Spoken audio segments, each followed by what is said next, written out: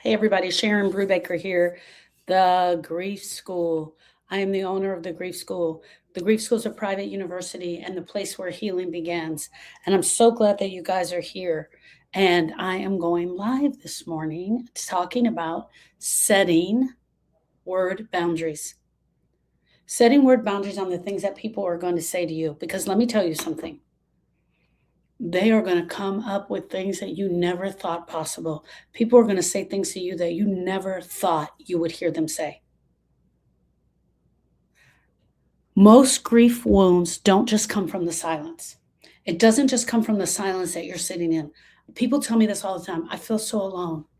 I miss him so much. I need him back here. And they feel alone and they start to pull back. That's your grief silence.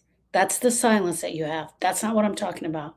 What happens a lot, the wounds, the after the loss wounds come from the words that people are saying, the words that they're saying to you, the words that don't land properly. They mean the best. I understand their heart means the best. But sentences land hard.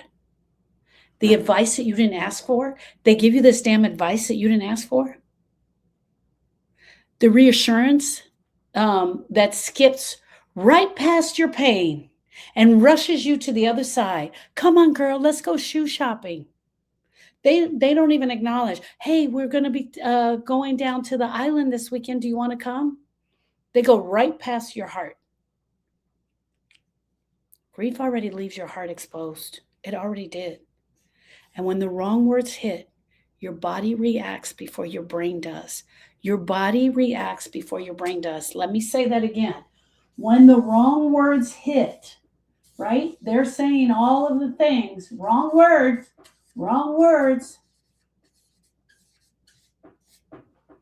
When they're saying the wrong words, it goes right into your heart.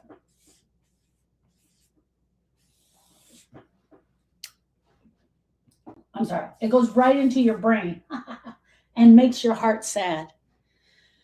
Grief already leaves your heart exposed. And when the wrong words hit, your body reacts to it before your brain does. So it goes right in here because it was designed to go there, but your heart feels it.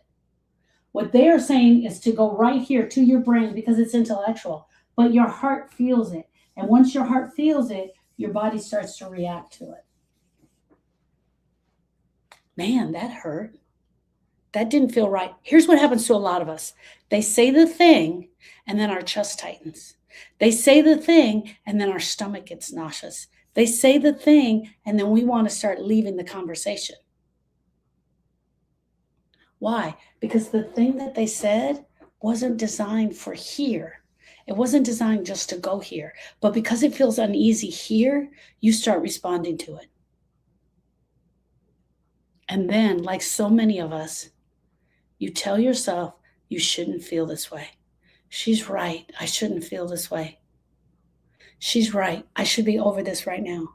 She's right. I should be in a better place. Oh, I need to forgive her. She's just trying to help me. And then you swallow. Your body keeps score. Your body keeps score of what's going on. Your body keeps score of what's going on. Let me ask you a question. What words stayed in your body long after they were said? What words stayed in your body? What is the thing that they said that you couldn't let go of? Most of the after wounds, right? So we have a broken heart and we have grief. The wounds, the constant stabbing in our heart comes from our people. These wounds come from words.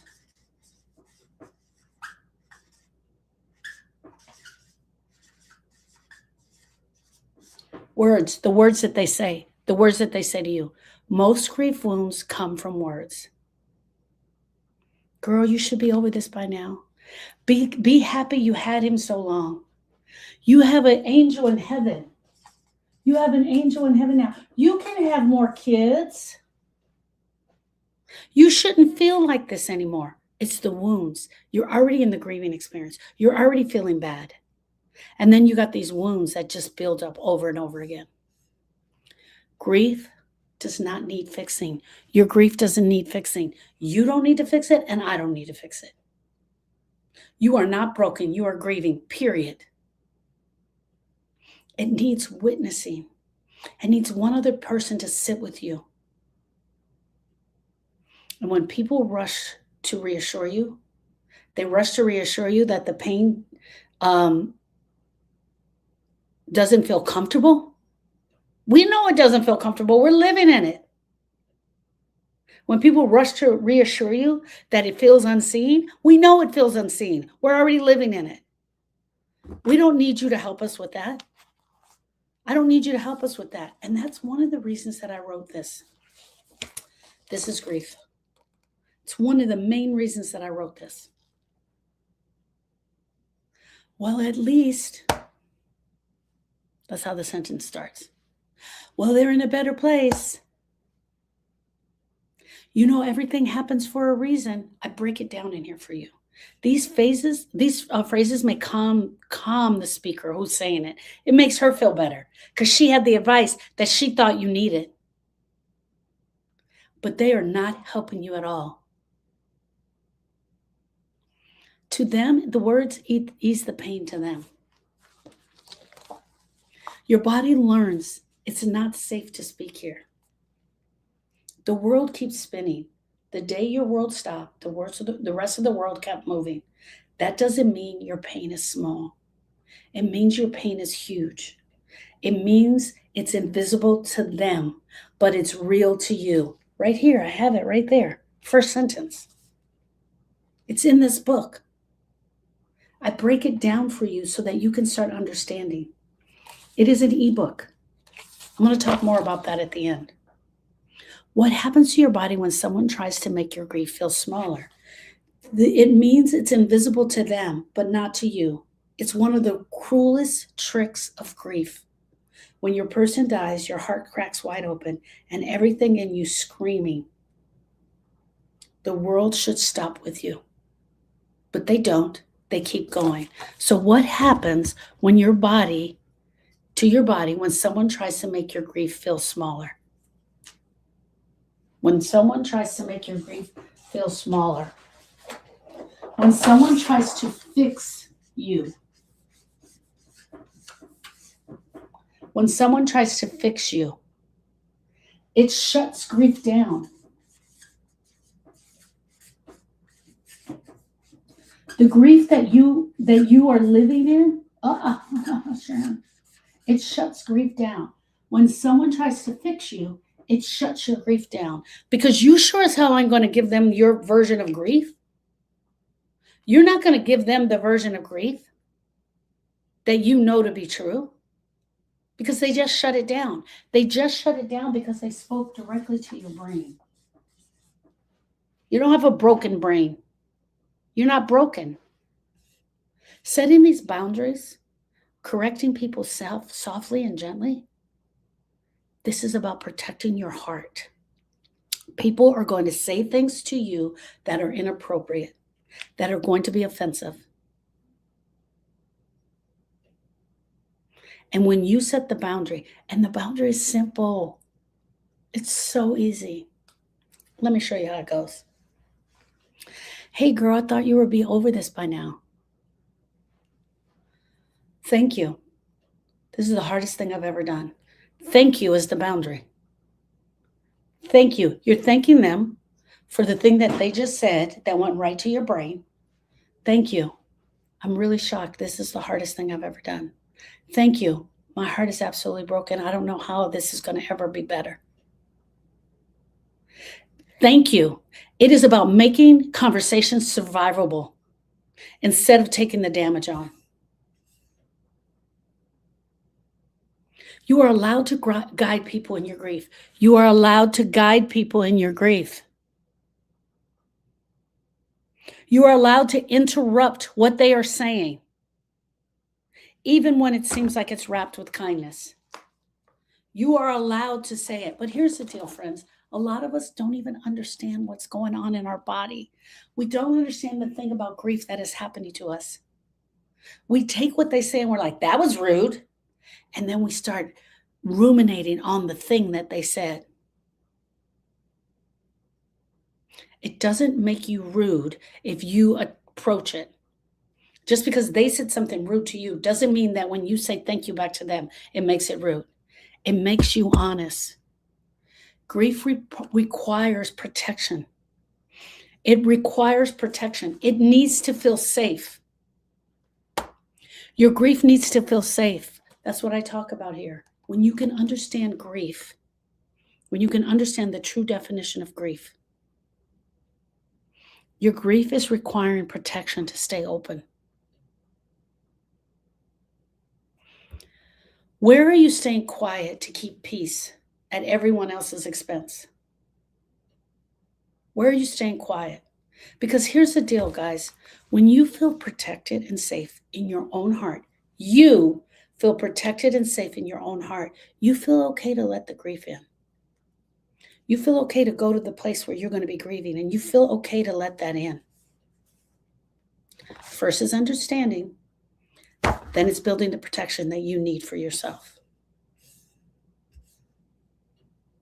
There are simple sentences that can stop the harm before it settles in your body. Here she comes. Here she comes. Oh my goodness. She has all this stuff to say to you.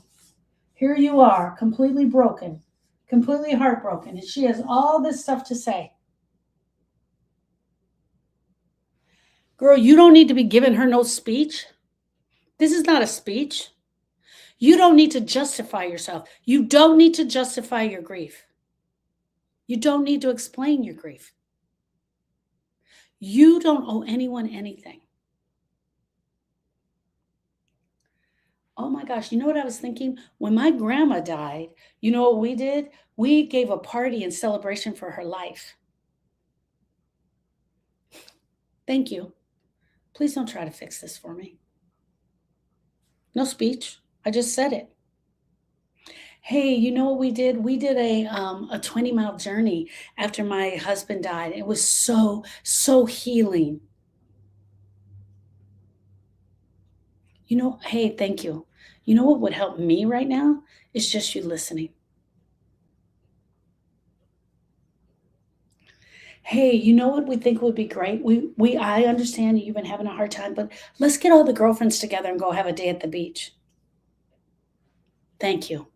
You know what would help me right now? Can you just say his name? Can we just sit here and talk about him? Can we just sit here and talk about him? Well, you know how it is. Everything happens for a reason. Thank you. Please don't tell me everything happens for a reason. Period. You don't have to explain. You and I don't have to explain that that's bullshit. You and I don't have to explain that we don't want to hear this. We don't have to explain it. Hey, Flaw Girl. 4 more days. 4 more days, my love. Thinking of you. These are not confrontations. When you say them like that, they're not confrontations. And always lead them with thank you. Thank you is the boundary. Thank you is where they get it right away. Well, you're thanking them for what they said. These are your instructions on how to treat you. These are you telling people how to treat you. When I say those, which one feels the hardest? Please don't try to fix this. I need you to listen. I don't need reassurance from you. Thank you, I'm grieving. It helps when you say their name. Please don't tell me everything happens for a reason. Which one of these is hardest for you to say? Your boundaries can be simple. Here's the simplest one I know. Thank you. And then you go in your brain and go, that's her. That's for her. I'm leaving that with her. When you do not set these word boundaries, when you don't set them, your nervous system learns the wrong lesson. It automatically, look what you're going to do. She says wrong words.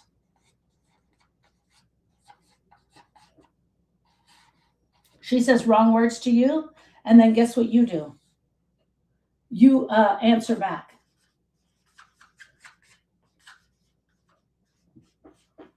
But you don't just answer back in one sentence like I just told you. You answer back in speech.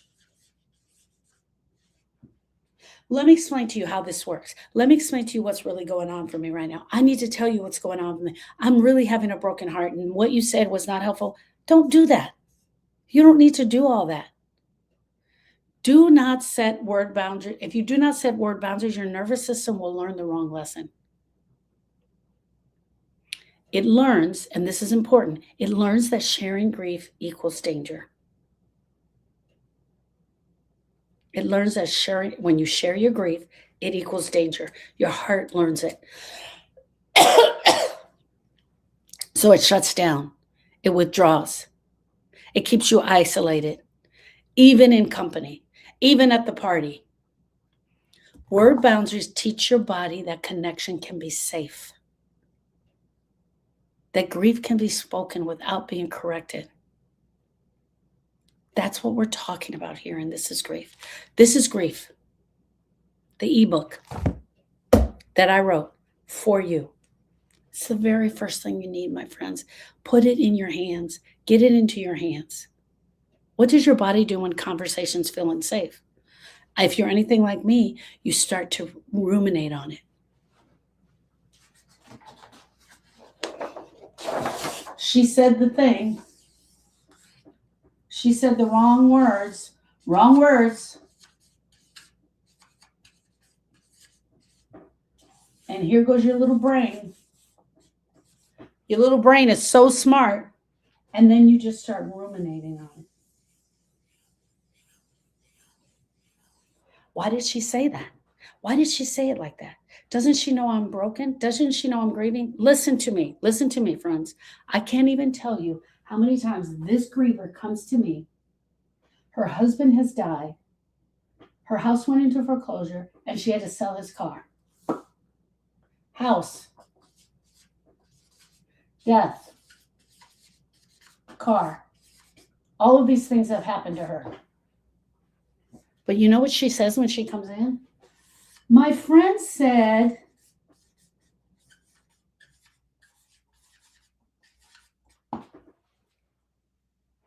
she comes into me to have a session with me, and she is talking about this. She can't get past this. Here's the deal, friends, and this is what your grief is going to do to you, and I talk about it in This Is Grief. It is going to make you concentrate on something else other than the grief, because that's all intellectual. It's all in your brain. And the thing that she said, it hurt your feelings. It absolutely did. But it didn't hurt you more than losing your husband, your house, and your car. But you can't go here because it's too heavy. This is too heavy. This is too much. So what do we concentrate on? Wrong words, wrong words, wrong words. Word boundaries teach your body that connection can be safe when you put them at bay. You also do this other thing when you set up the word boundaries. You don't allow the stupid thing that they said to come into you. The grief can be spoken without being corrected. You're letting them know that grief can be spoken without being corrected.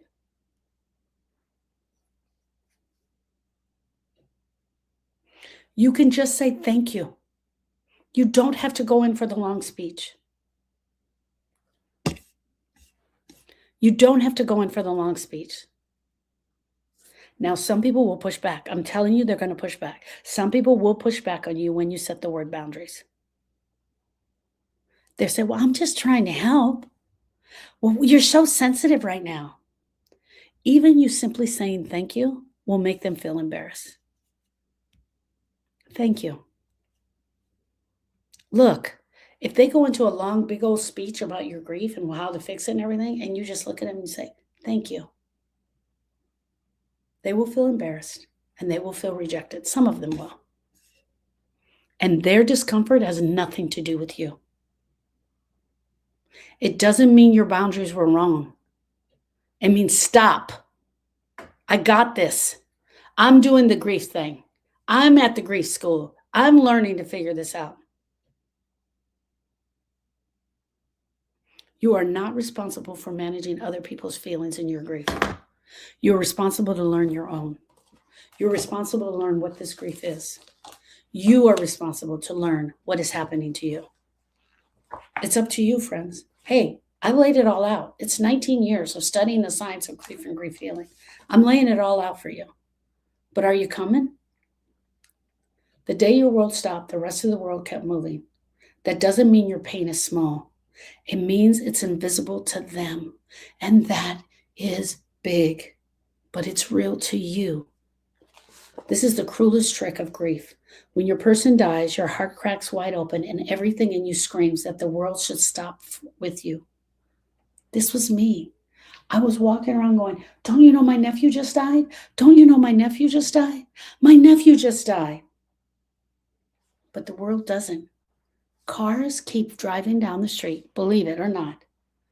The freeway is full. The bank still opens at 9 a.m. People keep filling their grocery carts with bread and bananas, and like nothing happened.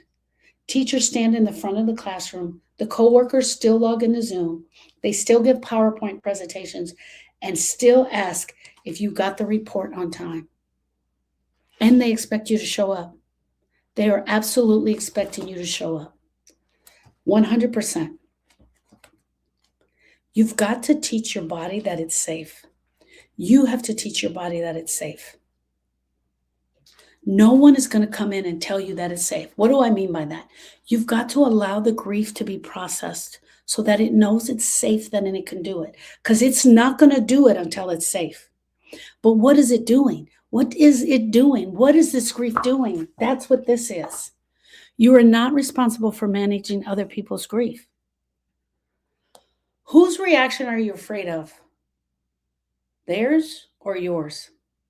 If you were to say thank you, whose reaction are you afraid of? You setting a boundary is not their problem. It's yours to be fixed.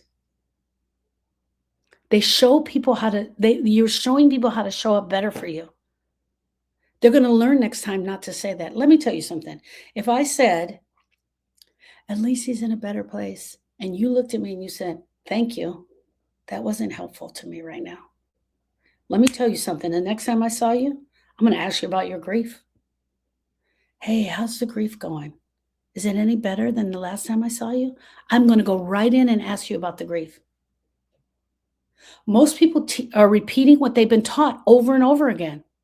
They don't know another way. They saw their mother ask this question. When you say to them, it helps when you say their name, it's giving them a path. It's giving them a path to go down. People say the wrong shit. Page 32. Most people, when they talk about the grief, are only talking to your brain. They are not talking to your heart. That's why they spit out lines like, at least he's in a better place. At least he's no longer in pain. Be grateful you had him so long. I talk about it in here. Clear boundaries reduce the harm. They increase the connection. They increase the connection between you and your grief, between you and your person. They do reduce the harm. It helps me so much when you say his name. Can we just talk about him? What might actually do better if you showed them how? Are you going to do better? Is your grief going to do better?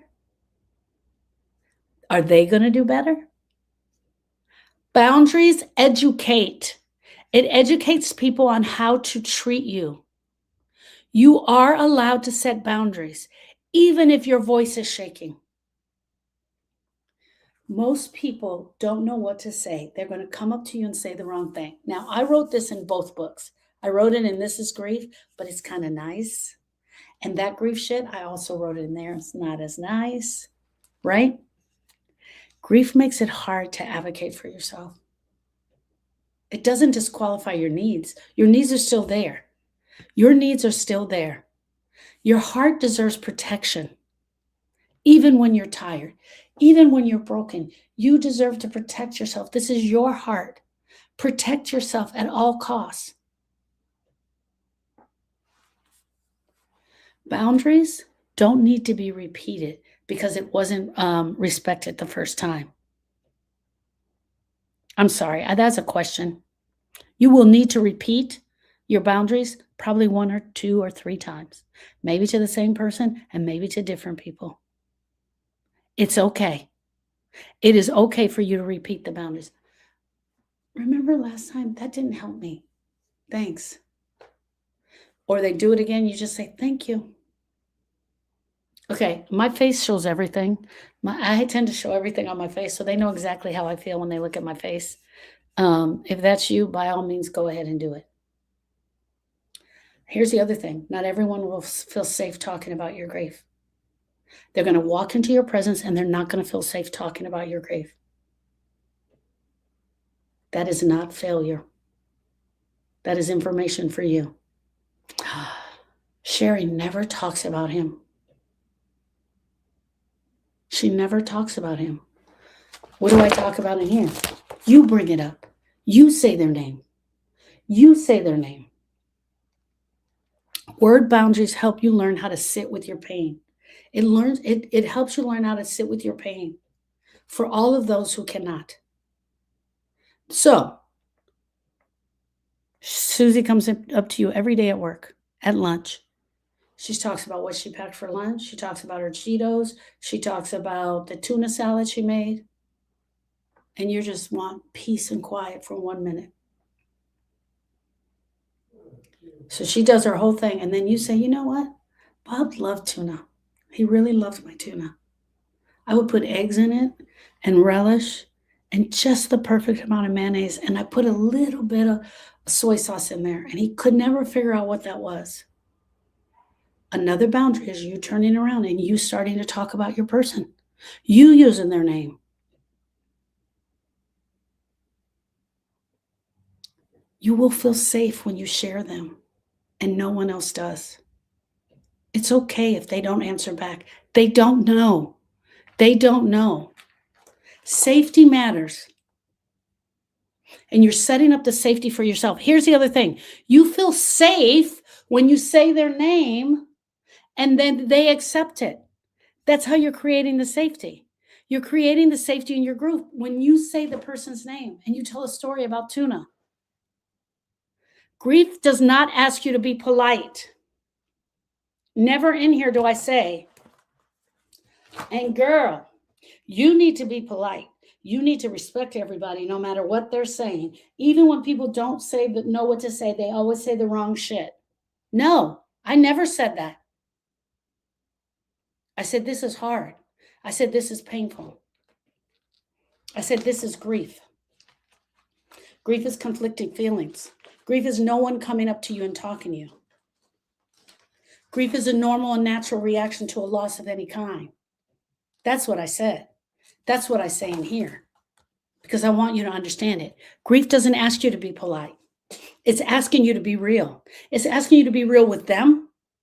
And by all means, girl, please be real with yourself. Hey, I want a side note. You see how bright it is in here? That's because of all the snow. I hope everybody is safe. I hope you all have electricity. Setting a word boundary on how to stay present without being harmed. You are setting word boundaries. So the boundaries that the words that they're using so that you can stay present without being harmed by it. I'm telling you what they are going to say is going to hurt your feelings. I know exactly how you feel. 10 years ago, my cat died. Now, granted, their cat dying was absolute grief. But them comparing their cat to your dog, them comparing their cat to your grandma, hurts. When we set word boundaries, we are not asking people to stop caring. We're asking them to care better. We're asking them to care better, to do it better. And this is not too much. This is your grief done honestly. This is you setting up your grief honestly. What would change if your grief felt safer and you could speak? What would change? I'm trying to show you how to protect your own grief. I'm trying to show you how to protect your own grief. All right, my friends, before we close, I want to say something gently. If today's conversation stirred something in you, if it felt like relief, if it felt tight, if you got tears, or you were just quiet, yeah, that's me. I want you to know you're not weak. You are not weak. Your body is recognizing the truth. It hears the truth. When I'm talking, it makes sense. It's like, oh my gosh. Your grief wounds do not just come from your silence. Just because you're being silent doesn't mean the grief wounds are going to go away. What adds to that silence is the words that everyone else is saying around you. And for most grievers, no one ever taught them how to protect. No one ever taught them how to protect themselves from others. Did you ever think that that was going to be a thing? Geez, think about that. Not only am I going to have to learn how to grieve, I'm going to have to learn how to protect myself from the other people around me. You were handed this grief, and then you were expected to be polite inside of it. You were expected to be nice. Take all the shit that they're dishing out. And the stuff that they're dishing out is not helpful. This conversation that you and I just had, it is a small piece of the larger truth of grief. And what I did was I gave you a starting place in this book. This is Grief. This is why I wrote this ebook, not to fix you. And this ebook is just the starting point. And it's not to fix you. It is not to rush you. I'm not putting this together so you can be stronger. You got to start with where you are. You got to sit with where you are. What words are hurting you right now? What are they saying that's hurting you? I want you to understand why your body is reacting the way it's reacting. And it's not just what they're saying. Your body's reacting in the grief. What language are you using? What language are they using? This book will go deeper. Why your nervous system braces every time you hear the wrong things. Why reassurance can feel like it wasn't helpful when they're trying to reassure you. Why does it feel like it wasn't helpful? And sometimes, you know what? It also helps us to understand the things that we said that weren't helpful. Here's the thing about this book. You don't have to just read it. On page 69, I recorded 4 private podcasts that go along with this book. I recorded 4 private podcasts that go along with this book. You go in there and you download them. So you can listen to it. You can listen to it, or you can read it. You'll find the words that you don't have in the moment. You'll find that you're able to give yourself permission to grieve. You're going to start finding your truth. And the truth starts with understanding what grief is. Friends, you are not broken. You are grieving. And you don't have to do this in silence. If today's live helped you at all, I want you to take a look at this. Click the link in the description. Click here for hope. Or you can just simply go to no www and all that. Click here for hope.com. And it's right at the top. This is Grief. You don't have to read it all at once. It's also a journal. I ask journal questions for you so you don't have to come up with them. You're going to get it in 2 forms.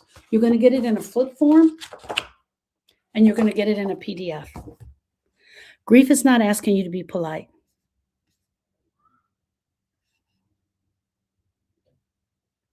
It's not asking you to be strong. It's not asking you to understand all of this. I wrote this in clear, short sentences so you can understand.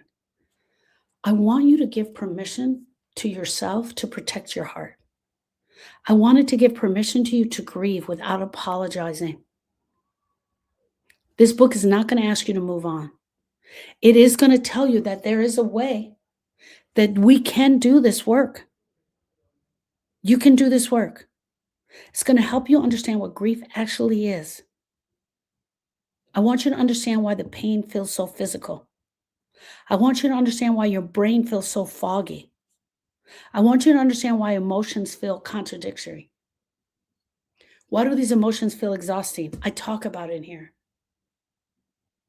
Here's what you're going to walk away with. You're going to learn that you're not weak. You're not weak for feeling this way. You're not failing at grief. You're responding to love. You're responding to love. You're responding to loss the way the human body does. You're not going to have to read it all at once. You can either listen to it or read it little pieces at a time. When Austin died, I needed help. I needed help. And there was none. There was no relief from this pain right now. There was no release from this pain at 3 a.m. So I created it. I created it so you can have it. Read it. Listen to it. When you can't focus, just listen. If you need a break, take a break from it.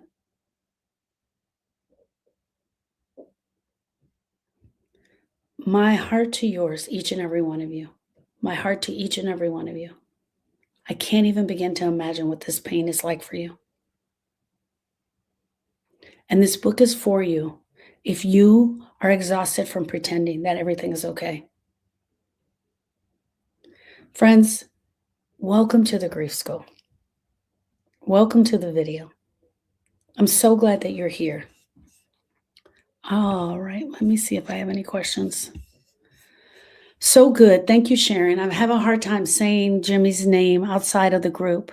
Thank you for the tools. You're welcome, Miss Mary. Look at you with your new name. Hey, Gladys. Her name is Gladys. Yes, we need to say her name. Yep. Who are we grieving? Thank you, Pauline. Hey, Sharon, just found you on YouTube. Hey, Veronica. Yeah. Now it's been almost a year. I get to say so many times to move on now and get over it. Yeah, that's the hardest. That's absolutely the hardest. But if one more person tells me he's in a better place, I'm going to scream. No, you're going to look at him and say, thank you. That wasn't helpful. And that's it. All right, friends. Have a blessed day. I will be live tomorrow at 10 a.m. in TikTok and Instagram. Tomorrow at 10 a.m. I will be live in TikTok and Instagram. I can't wait to see you guys then. All right. Talk to you soon. Bye.